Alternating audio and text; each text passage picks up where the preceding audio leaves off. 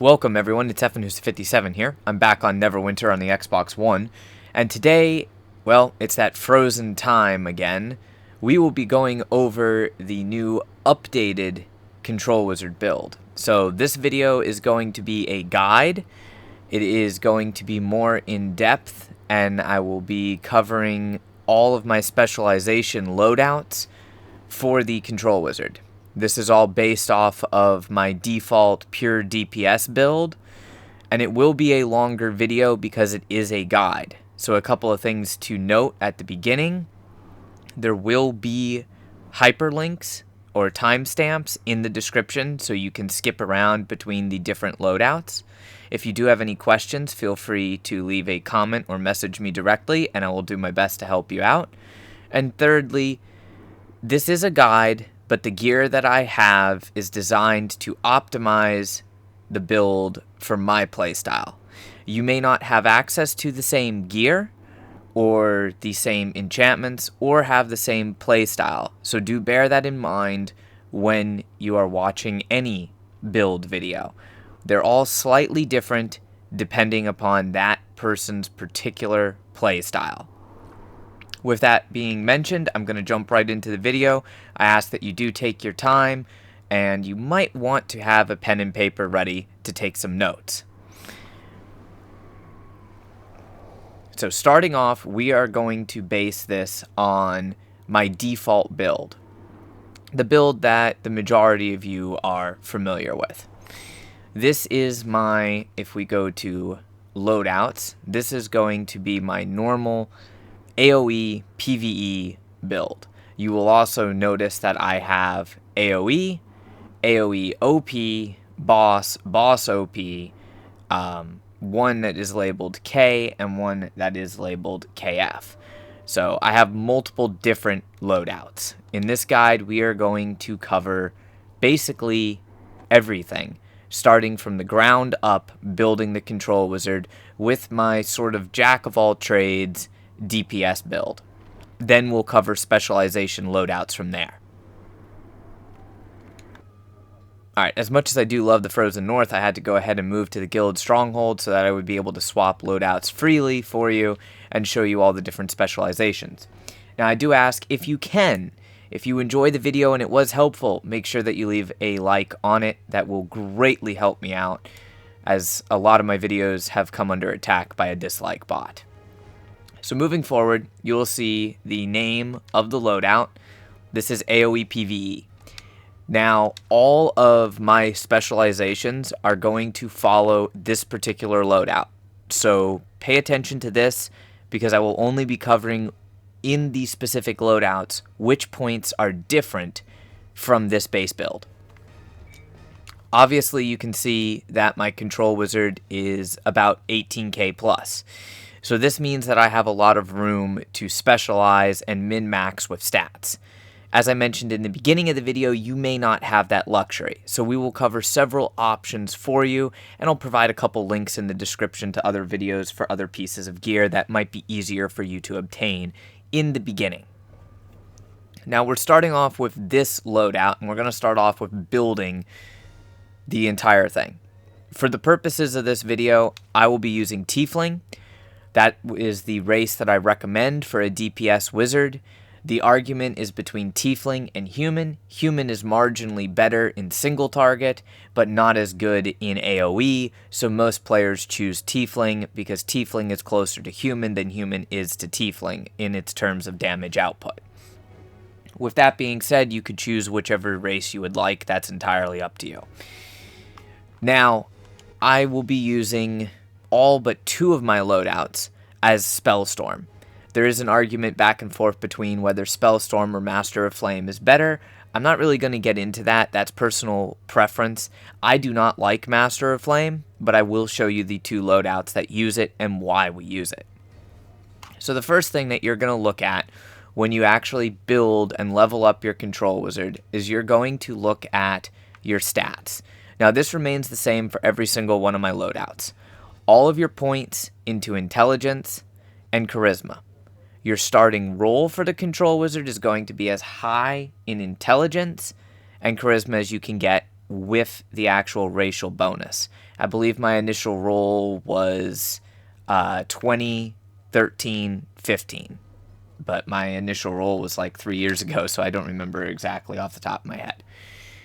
The next point is going to be balancing your stats. Balancing your power, crit strike, armor pen, recovery. Basically balancing everything that you're going to need at the end of the day.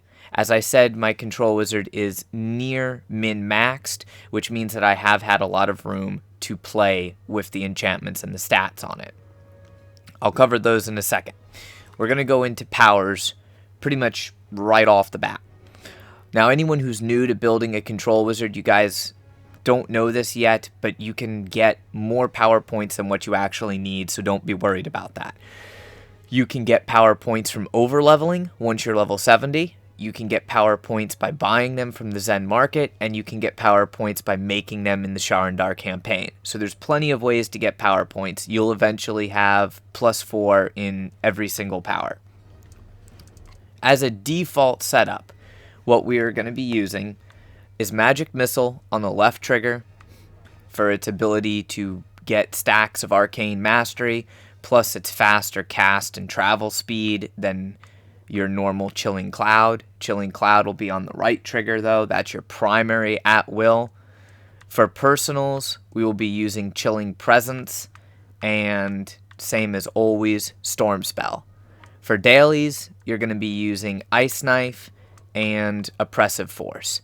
Those pretty much don't change. Encounter powers is going to be Conduit of Ice and Spell Mastery.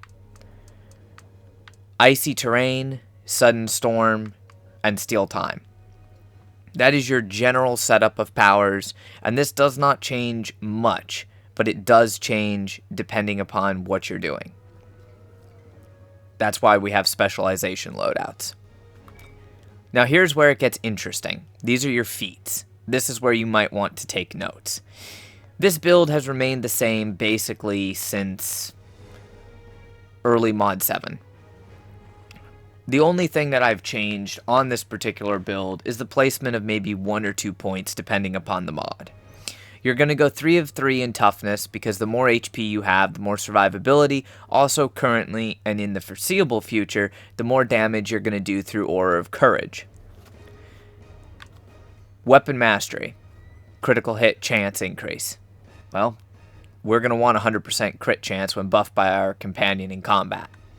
Now, since this is a bit of a hybrid build designed for everything all around, I have 1 point in controlling action, and then 0 of 5 in Fight On, 0 of 3 in Battle Wise, 3 of 3 in Wizard's Wrath to increase the damage done by my area of effect powers, 2 of 3 in Arcane Enhancement, 0 of 5 in Lightning Teleport, 3 of 3 in Lightning Power, 2 of 5 in Learned Spellcaster, and 3 of 3 in Focused Wizardry. Now, this is where if you are human, you will be able to max Learned Spellcaster. That really only benefits in single target damage. Other than that, it's not worth it, which is why I don't use human. So this is pretty much the way that your feats, at least in the heroic path, are going to look on almost every single specialization loadout, minus a couple of point placements depending on what we're specializing in.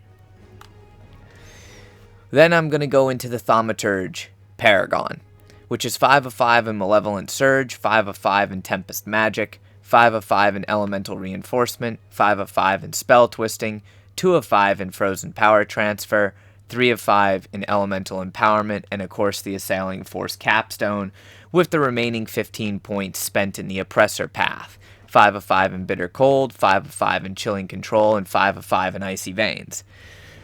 This is your default build for running around. I have this build specialized as a jack of all trades, nothing specifically specialized for each individual possible scenario. This allows me to switch from single target to AoE with only changing a couple encounter powers.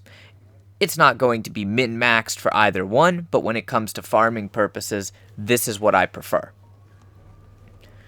Now I'm going to skip boons and we'll come back to those in a second. We're going to go straight into companions. Like I mentioned at the start of this video, this is the guide and build for Mod 13 going into Mod 14. So there's a couple things that we don't have, since I'm on the Xbox and we don't have Mod 14 yet. There is a new companion that I may or may not use, but as a general rule, most of them are going to stay the same. Your summoned companion can be any of the debuff companions. Dealer's choice on that one. Pick your poison. I prefer the Con Artist because it has 3 ring slots. Some people prefer the Cholton Tiger because of its damage bonus upon entering combat. It really comes down to whatever companion you have the best gear for and whatever companion allows you to balance your stats correctly. You're also going to want eventually all of your companions to be legendary, but that's something that you work on down the road. So obviously we're using 3 bonding rank 14 enchantments. I have a Ring of the Grave Striker +4. If they ever do change the way this ring works, then I'll probably switch to a Cholton Tiger if I get a good neck for it. But considering for the moment, the extra power does transfer through Companion's Gift, as far as I have been able to test after hours and hours of playing around with changing the rings out at the training dummies and monitoring my stats, it does appear to transfer through Companion's Gift, at least for the time being in Mod 13. Then we are using 2 Bronzewood Raid Rings. These are the latest level of Mastercraft. So that gives me 3 rings with double offensive slots, and each enchantment is a Black Ice rank 14 enchantment. The reason for the Black Ice enchantments is because this gives me a split between primarily power and then crit and recovery. Now this is only really truly viable if you're able to rock at least rank 14s on your back page with rank 13s on the front page, but I would recommend full rank 14s across the board.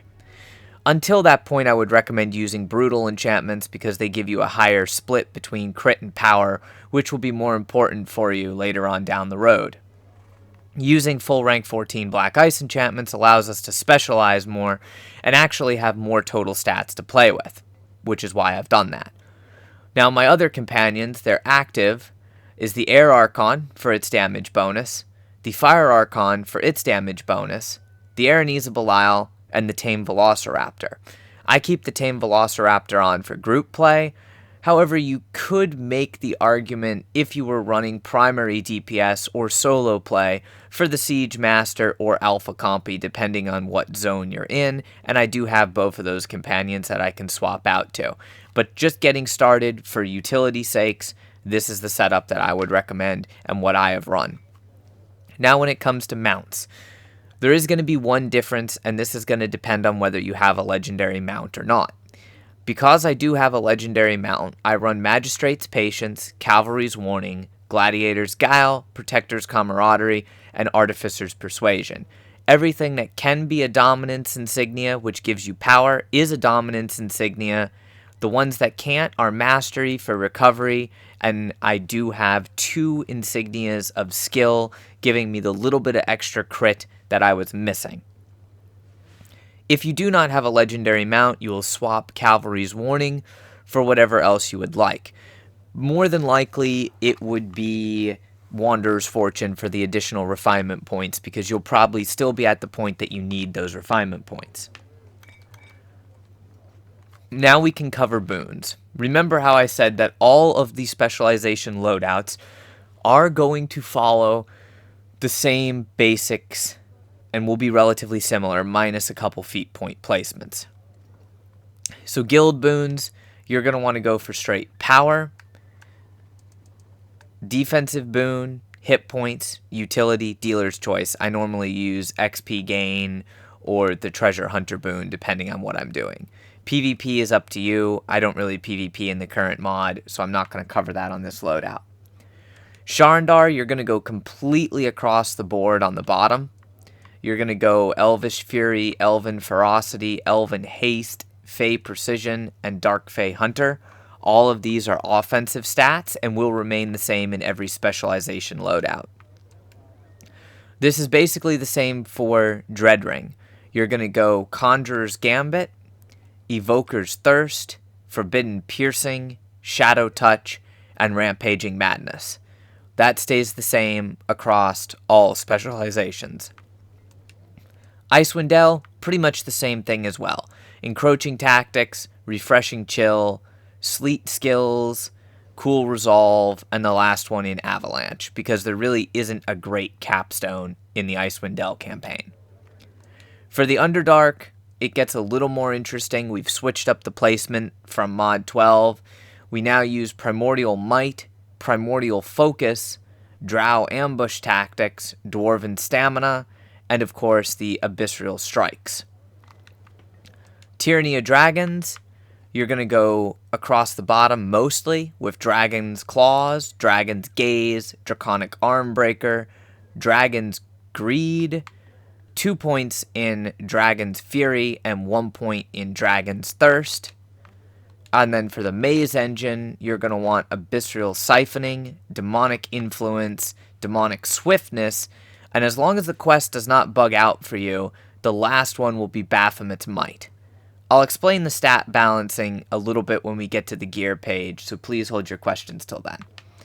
Elemental Evil is going to be Wave of Force, Heart of Stone, Burning Resilience, and Wall of Wind. You'll notice that a couple of those points are different from the previous Mod 12 build. This is again because of gear. For the Storm King's Thunder campaign, I go with Cold-Hearted, Hardy Constitution, Icy Wrath, Vengeful Heat, and 3 points in Chill of Winter. For the Cloaked Ascendancy, you use Aura of Hope, Fiery Frenzy, Soothing, I think it's Zephyr, not sure in the pronunciation.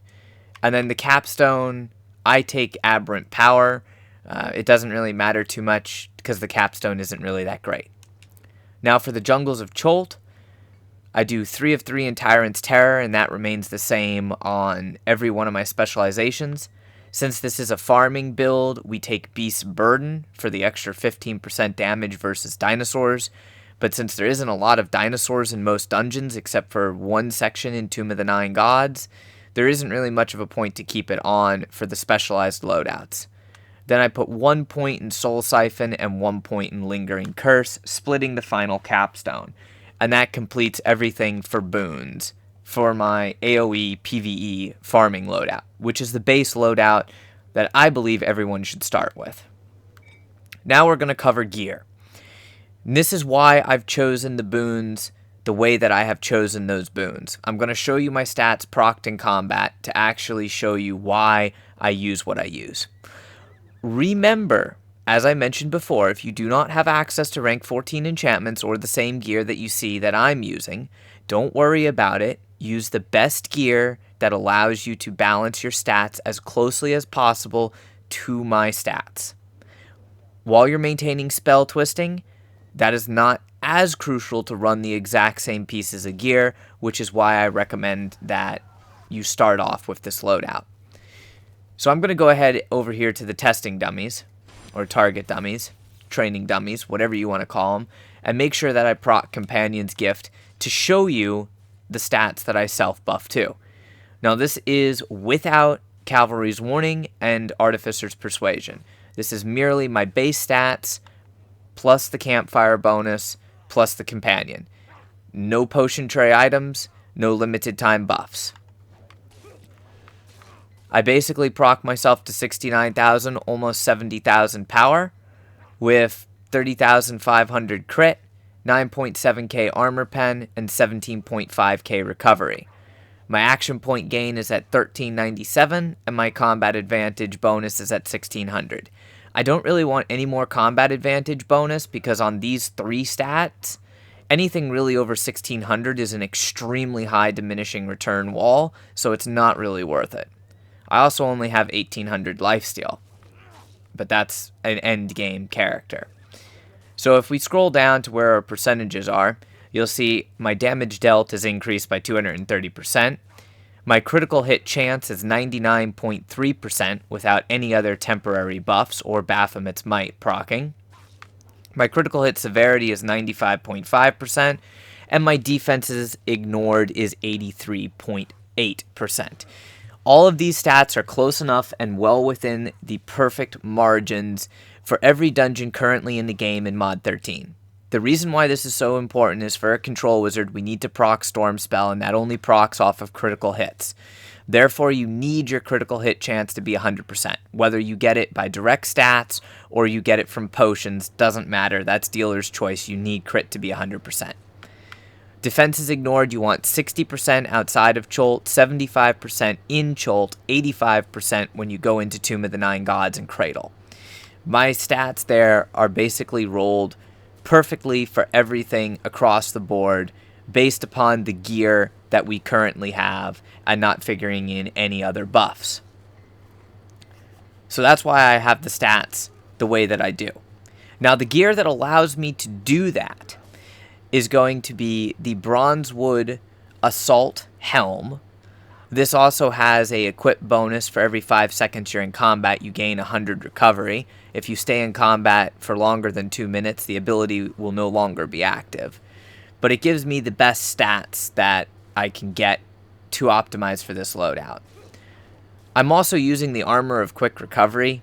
Even though I don't like this as much as the Rex chestplate, it allows me to optimize my stats. I'm using the Jaw Ripper's Gloves, which your encounter powers do 3% more damage. It also has power, crit, and defense on it.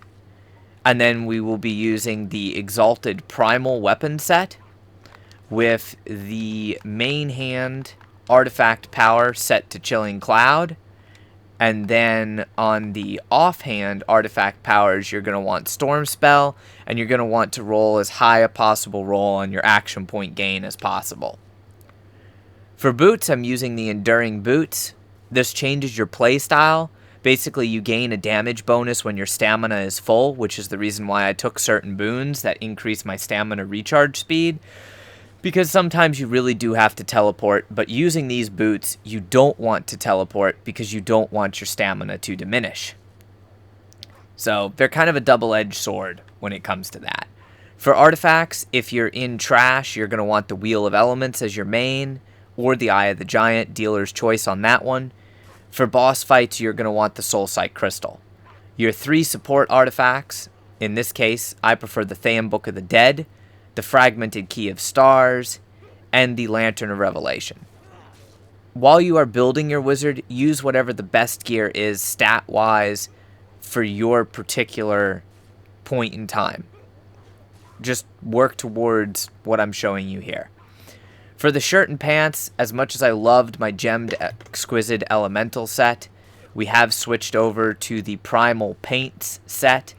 The bonus on the pants isn't really worth it, but the stat increase and the bonus damage on daily powers increase from the shirt does make it worth it. For rings, you're going to want the Ring of Offensive Action. This is a power recovery ring, but it gives you a 3% damage bonus for 5 seconds when you use a daily. And then you are going to want the Ring of the Shadow Stalker, at least a +4 variant, if not the +5 variant. I do realize this is an extremely hard ring to get because you only get 1 chance at it per character per week from doing Fane of the Night Serpent, which is one of the last quests that you unlock in the Lost City of Omu. So if you don't have the Shadow Stalker 5 or Shadow Stalker 4, don't worry about it too much. Just use whatever ring gives you the best stats for what you have. Obviously, you're going to want a double offensive slot ring. This ring gives you an extra 2.5% damage bonus when you are within 25 feet or closer to your target. So that's why you want it, because straight damage bonus is the best buff that you can get. Also, the double offensive slots. Every one of my offensive slots on my character is a rank 14 Black Ice. Every one of my defensive slots, or most of them, are rank 14 Radiance for additional HP. Like I said, currently, mod 13.14, HP is the meta because this is optimized for running with a Paladin. If you don't have a Paladin, you might as well run Black Ice and Assassin's Covenant for your defensive slots and mount bonus. I'm also using the Masterwork 3 neck and belt set, the Beaded Sash, and the Fanged Beaded Amulet.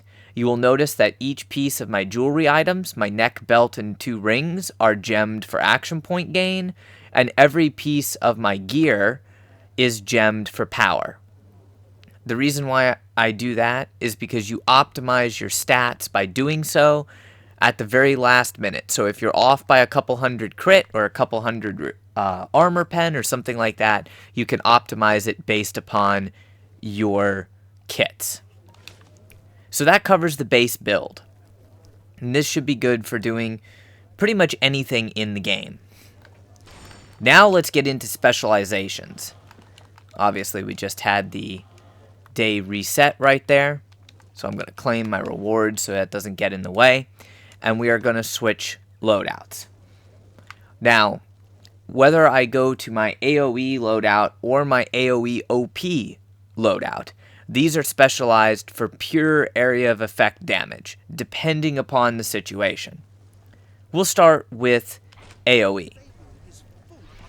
Boons remain the same, gear remains the same, everything remains the same, except as you will notice my primary artifact is the Wheel of Elements, and if I show you my feat points, let me go over to them, wrong category, sorry guys. My feat points are marginally different, just a little. I still have the 1 of 5 in Controlling Action, 3 of 3 in Wizard's Wrath, 3 of 3 in Blightning Power, 3 of 3 in Arcane Enhancement, but because this is pure AoE, I do not use Focused Wizardry, and I put 4 of 5 points in Learned Spellcaster. Same point placement for your Thaumaturge points, but the last 15 points are going down here into the Renegade path, with 5 of 5 in Reaper's Touch, 5 of 5 in Critical Power, and 5 of 5 in Abyss of Chaos, because when somebody activates Abyss of Chaos and consumes it, the damage is counted for you. Now this is optimized for having another wizard in the group, someone else who is stacking chill for you. If you don't have someone else stacking chill for you or providing combat advantage bonus, you might not want to use this. You might want to just use the default farming loadout. As you specialize towards one section of damage, you start to lose the benefit in other sections. So keep that in mind when using this. You don't create a loadout simply because it's got a cool name. You create a loadout because you need to specialize in one particular thing. Now you'll notice that I'm in my AoE OP loadout. And this changes marginally because I'm able to proc and make sure enemies are chilled and frozen easier. This is for, say, instance, running by myself, especially if there's another class providing combat advantage. We only have 2 of 3 in Arcane Enhancement, 3 of 3 in Blightning Power, and a full 5 of 5 in Learned Spellcaster. Now you will notice that the powers are very different. Very different. Instead of specializing in the Thaumaturge Capstone, I actually am specialized in the Oppressor Capstone because Shatterstrike did get a buff. Plus, this particular build does allow you to provide some benefits to your team. First of all, 5 of 5 in Bitter Cold. This is a debuff that makes targets take more damage. 5 of 5 in Chilling Control. There's another build out there that will tell you to go into Brisk Transport, but I really don't like teleporting, so for me, unless I want a movement speed build, I don't use that. 5 of 5 in Icy Veins to proc more stacks of chill on any targets near you, and then 5 of 5 in Frigid Winds to increase the amount of damage that targets take while they're frozen. Nothing in Cold Infusion, nothing in Glacial Movement, 5 of 5 in Controlled Momentum, because when you use a control and counter power, nearby allies deal an additional 5% more damage for 6 seconds. That's a pretty good bonus for you and your allies. And then, of course, the Shatterstrike Capstone, which allows you to freeze a target. When you freeze a target, they're affected by Shatter for 10 seconds. Shattered foes have a chance when taking damage to be stunned for 5 seconds. Decreased on players, and take up to 5% of their max HP in damage, up to 300% of your weapon damage. The effect consumes Shatter. Additionally, your control powers do 33% of your weapon damage against control immune targets. Additionally, chill lasts 2.5 seconds longer. It's a good setup. I like it and I don't like it at the same time. I've been a Thaumaturge wizard since day one, but I do have this specialized loadout, with the last 15 points then going in Tempest Magic, Malevolent Surge, and Elemental Reinforcement. You'll notice if you want to go into the capstone of Oppressor, you cannot have both Spell Twisting and Elemental Reinforcement, which is why I have the gear on that I do, and the reason why when I buff with my companion, I have 17k recovery. I would say if you could get about 12 to 13k recovery, you could attempt to spec out of Spell Twisting, but you will notice a difference on your cooldowns. So just bear that in mind. All the boons remain the same in this particular case. So far, all the boons have been the same, with the exception of one boon, and that is down here in the Jungles of Cholt. Instead of taking Beast Burden, for any build outside of the farming loadout, you will be taking Fight Not Flight. The reason for this is assuming that you are going to be running with a Paladin. This is basically dungeon specialization content. As long as there is a Paladin using Aura of Courage, the more HP you can get, the better. The deflect from it also allows us to be marginally tankier. It's not really a huge difference, but I would rather have the deflect than the extra damage versus dinosaurs, especially when most of the content that I'm farming is like Temple of the Spider Master, Fangbreaker Island, or Cradle of the Death God, a situation where there are no dinosaur classification enemies. That could change in future mods. Companions are the same, mounts are the same, nothing else has changed there. Now let's cover our single target loadouts. So I have a loadout that you'll notice is named Boss. Everything has remained the same, with the exception of we now have the Soulsight Crystal slotted as the primary artifact, and you will notice that powers are different. On my spell tray, you will see I have Chill Strike, Sudden Storm, Disintegrate, and Ray of Enfeeblement. This is what I prefer for straight single target damage. This is a boss fight build. You will also notice that I have Lyra's Bell, and I'll get into rotation at the end of the video. Everything else remains the same. Dailies are Oppressive Force and Ice Knife. Personals are Chilling Presence and Storm Spell. That will not change unless you change to Master of Flame. Now you'll notice that the points have changed. Instead of 1 point in Controlling Action and 3 points in Wizard's Wrath, we now have 4 of 5 points in Fight On for the reduced cooldowns, 3 of 3 in Blightning Power, 2 of 3 in Arcane Enhancement, 3 of 3 in Focused Wizardry, and 2 of 5 in Learned Spellcaster. Everything remaining the same, with the exception of the fact that I don't use Malevolent Surge. Now, the reason why we don't use Malevolent Surge is because this gives you a damage bonus when you kill an ad, or any enemy. Most boss fights, there are not a lot of ads for you to kill as a single target loadout. Instead, we spec into Destructive Wizardry, which changes the playstyle a little bit. Still keeping Spell Twisting, Elemental Reinforcement, 2 of 5 in Frozen Power Transfer, 3 of 5 in Elemental Empowerment, and of course the Assailing Force Capstone, with the last 3 points going down into Renegade. 5 of 5 in Critical Power, 5 of 5 in Reaper's Touch, and 5 of 5 in Abyss of Chaos. Same reasoning. This is based upon somebody else stacking Chill for you, or you stacking Chill yourself immediately via Chill Strike or Chilling Cloud. Because obviously you need 6 stacks of Chill to do the max damage bonus, and we're not using Conduit of Ice. You could make the argument for Conduit of Ice in place of, say, Chill Strike, but it depends on what you're specializing for. Conduit of Ice is better if the fight lasts longer. Chill Strike is better if the fight is a short fight. Now we're going to move into the Boss OP. This is a loadout with the same gear, the same powers, the same feats. The only difference is the Paragon feats, where we are now spec'd into the Oppressor path. You will notice this is also the one loadout that I have that is Master of Flame. I actually have 2 loadouts that are Master of Flame, but this is the one damage dealing loadout that is Master of Flame. I really do not like Master of Flame.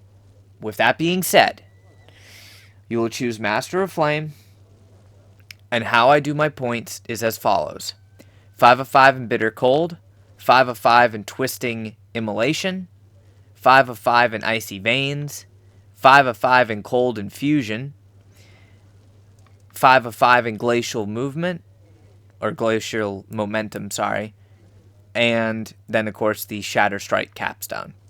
The 15 remaining points go into Tempest Magic, Elemental Reinforcement, and Drifting Embers. Drifting Embers isn't exactly that great, but it can be helpful in certain situations where there's adds in the boss fight. The question is, there's just not much else for you to take with those points. Now, Master of Flame works differently than Spellstorm. Spellstorm is just pure damage, proc everything off of crit. Master of Flame is a little bit different. Master of Flame has this class mechanic called Smolder. It's actually a kind of interesting situation. Many of the Master of Flame Paragon powers add Smolder. Smolder does damage over time to targets. If the target is affected by chill, it gains a rimfire aspect, allowing its duration to be refreshed by chill. Basically, you're burning with chill, and it's a really weird setup. Think of it as a constant tick damage, as opposed to one large hit from Storm Spell. It's also a debuff, depending on how you spec. So you will notice the way that I have this set up is I have my same encounter powers, my same at-wills, mostly, but a few things are different. We have Chilling Presence slotted, and then for our second personal, I have Swath of Destruction slotted. Now what Swath of Destruction does is increases your Smolder damage, and targets affected by Smolder take slightly more damage. This allows you to put a extra debuff on the enemy while still proccing constant tick damage for yourself. Great in a boss fight if you are the solo wizard in there. Ice Knife, obviously. For at-wills, we do use Scorching Burst, but we'll only use that once. Now, depending on what you're doing, you'll either have Icy Terrain or Chill Strike slotted.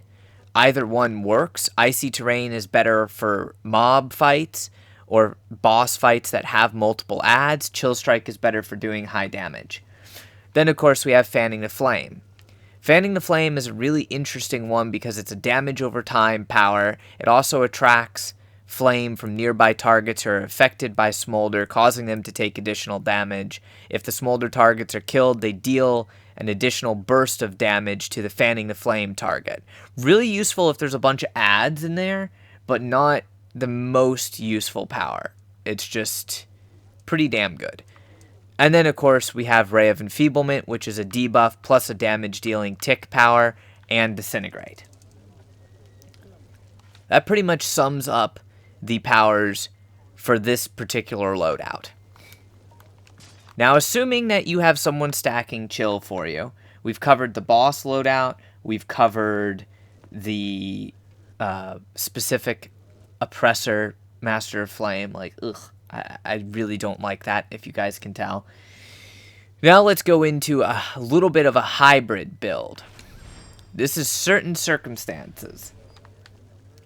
This is basically all of the same points as my previous build. It is Spellstorm, but it gets a little funky.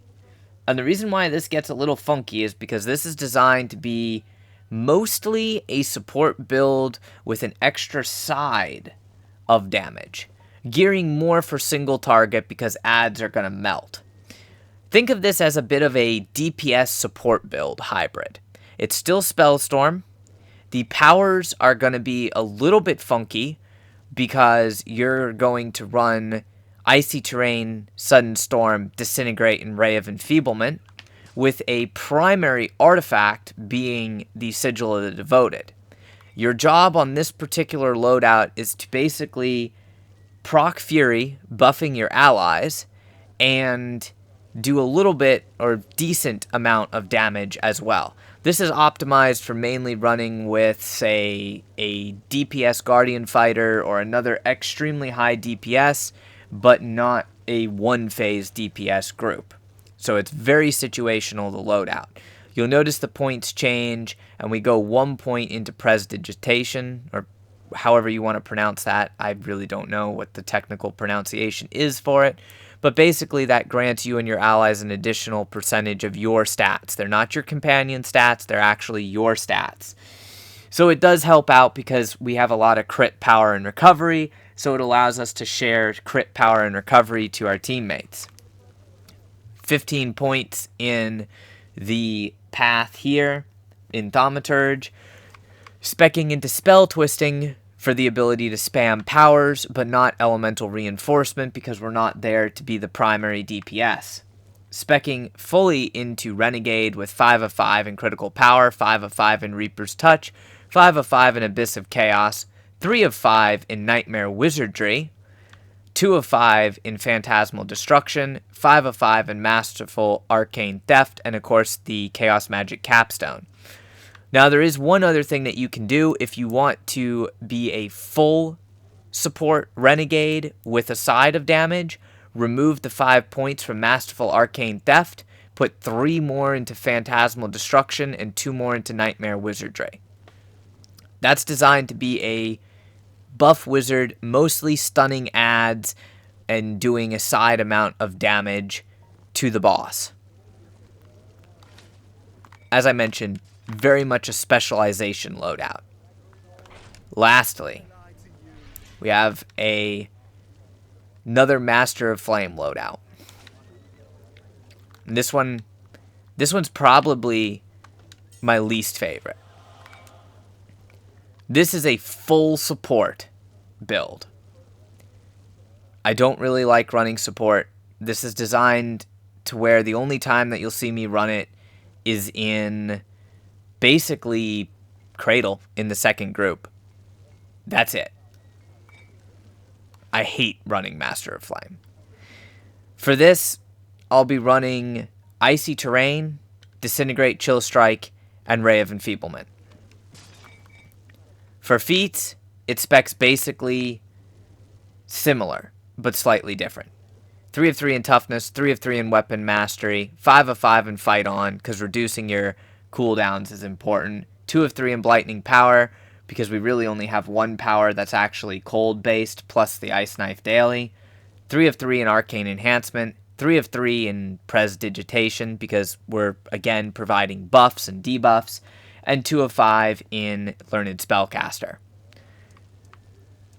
Again, everything into the Renegade path.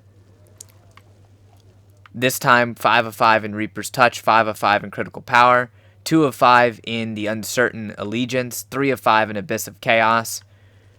I don't do anything in Phantasmal Destruction. When you deal combat advantage damage, you have a 40% chance to gain a critical severity buff. We used that on the previous loadout because we were there to do some more damage. Because I'm not there to do that much damage, I don't use the Phantasmal Destruction. It's just not worth it.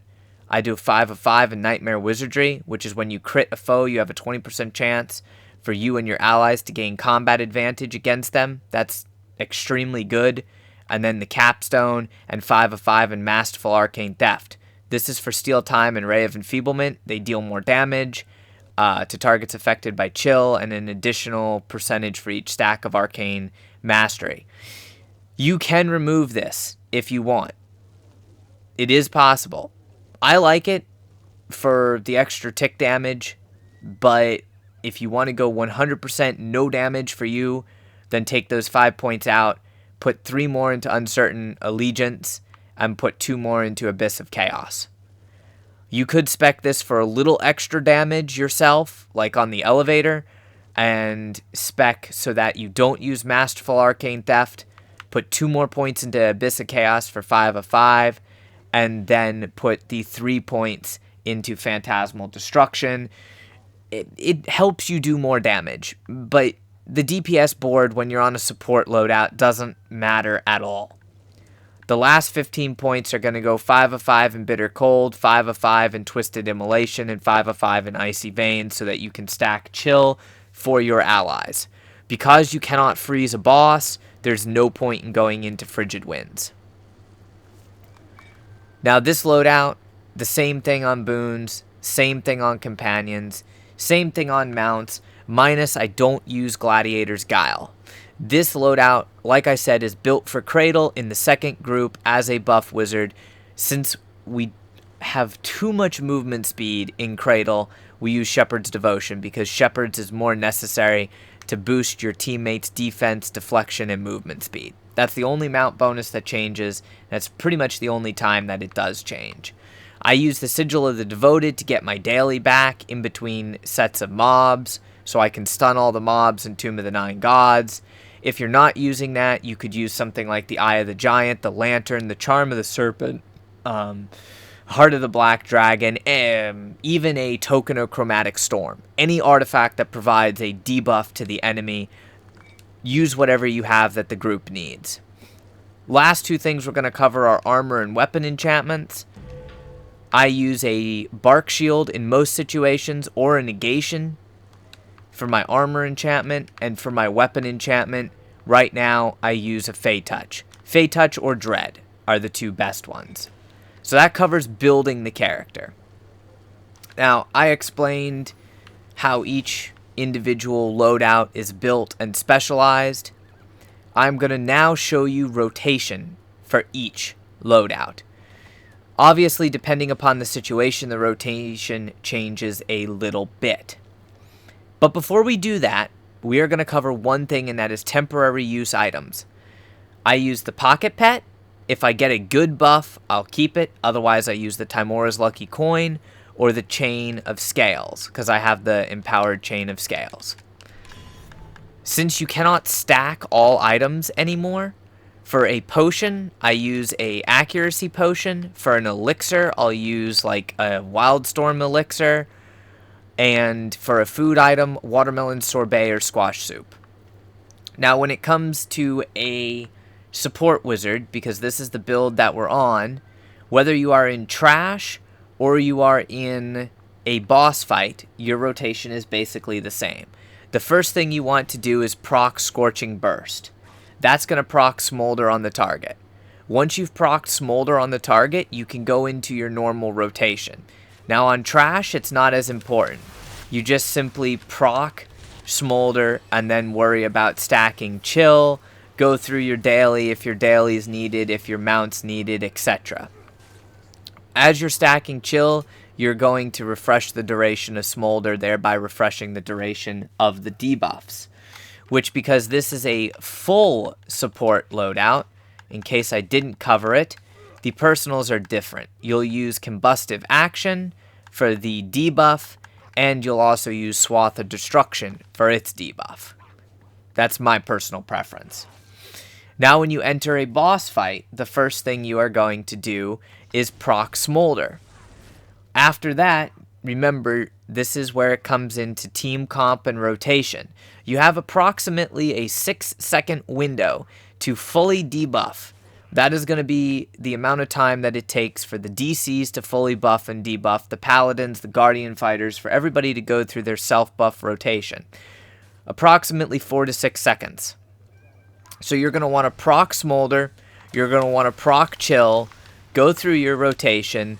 That should give you enough time to then hit your Ray of Enfeeblement in Spell Mastery.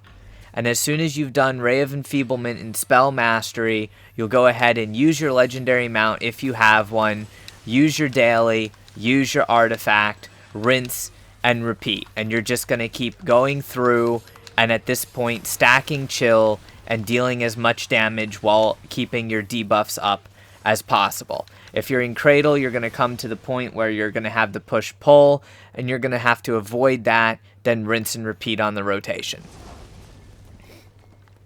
Pretty much, that's as simple as it gets.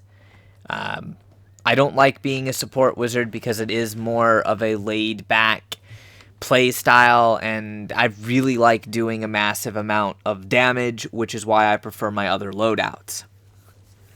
Obviously, each situation is going to be different. I only have training dummies to show you.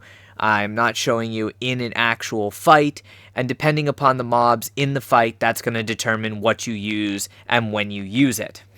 Since we don't have spell twisting, we can't get our cooldowns back any faster actively. So we're going to go into the AoE or AoE OP or AoE PvE. All of these are going to be the exact same. It doesn't really matter on the rotation because you are running your Icy Terrain, Sudden Storm, Steel Time, and Oppressive Force Daily, Conduit of Ice. How I like to initiate this is by activating Conduit of Ice on the target with the highest amount of HP. That stacks Chill, then moving in with Icy Terrain, Sudden Storm, Steel Time, your Mount, and then your dailies. Now, your daily and your artifact can be done at different times.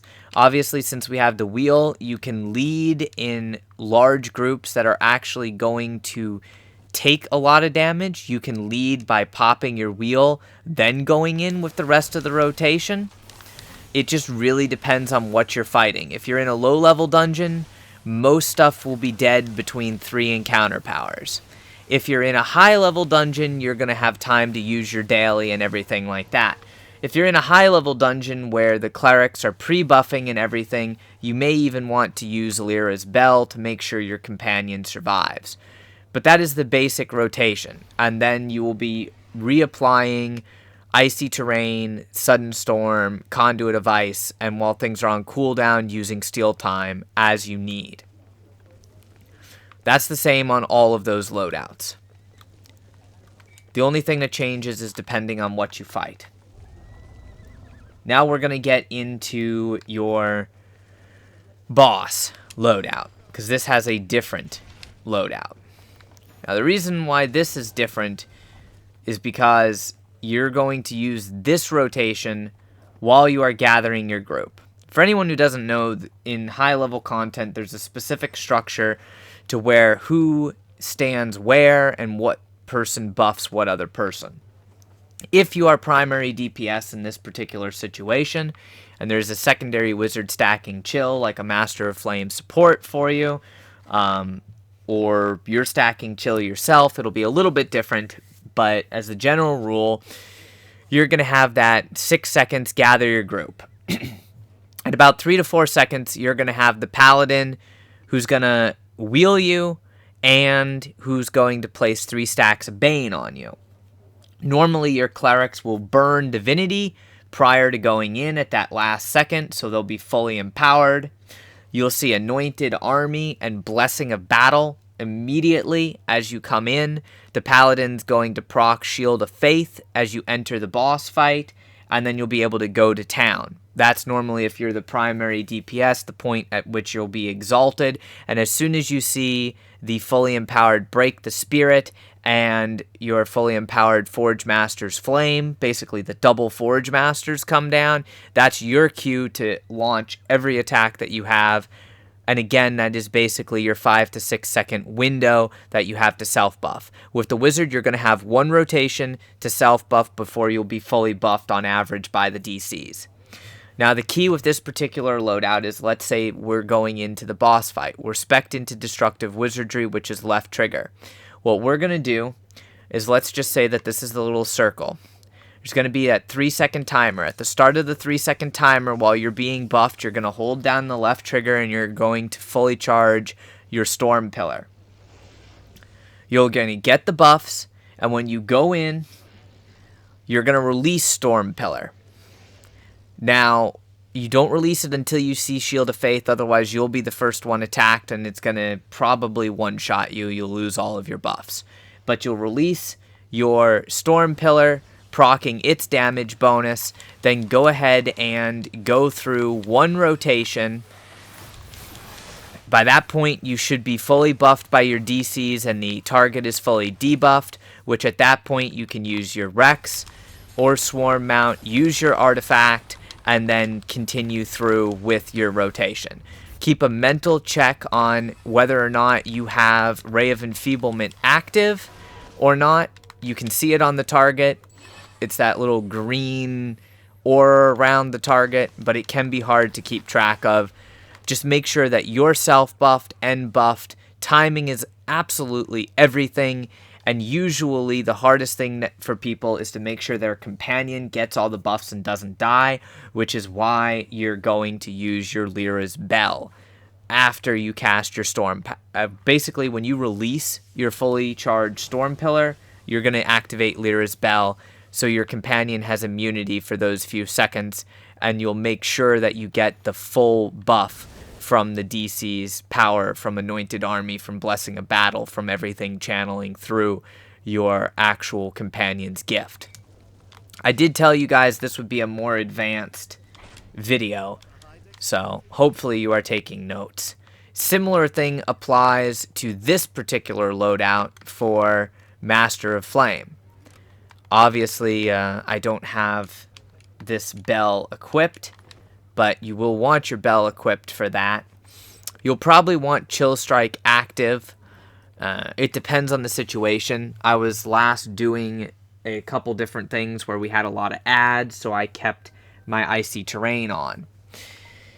Now, the difference on this is if you are the primary DPS, you're going to get all your buffs. You're not going to be charging a Storm Pillar prior to going into the boss fight, but as soon as you go into the boss fight and as soon as you see the Paladin use Shield of Faith, you're going to go ahead and activate your bell, activate Scorching Burst, go through with Fanning the Flames, Ray of Enfeeblement, Disintegrate, Icy Terrain, come back. That should be your 5 to 6 second window.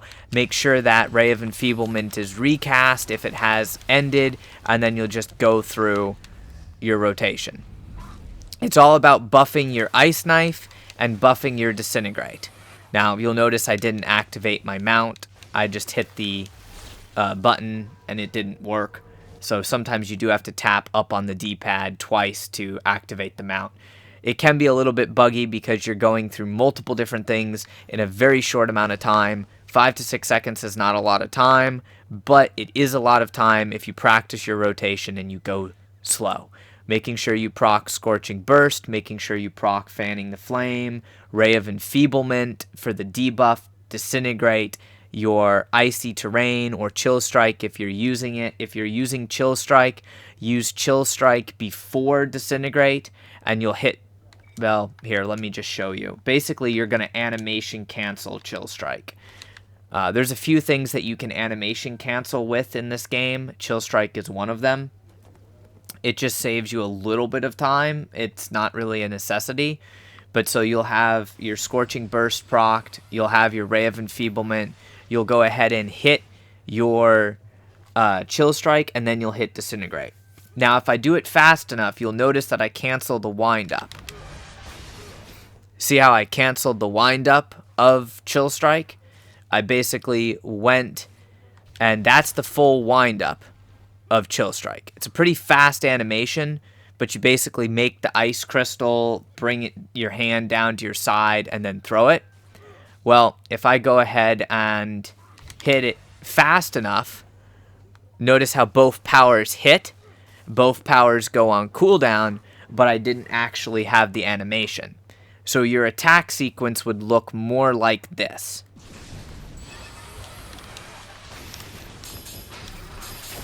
Obviously buffed by your daily from the Ring of Offensive Action, and you would want to be buffed by the DCs before using your daily.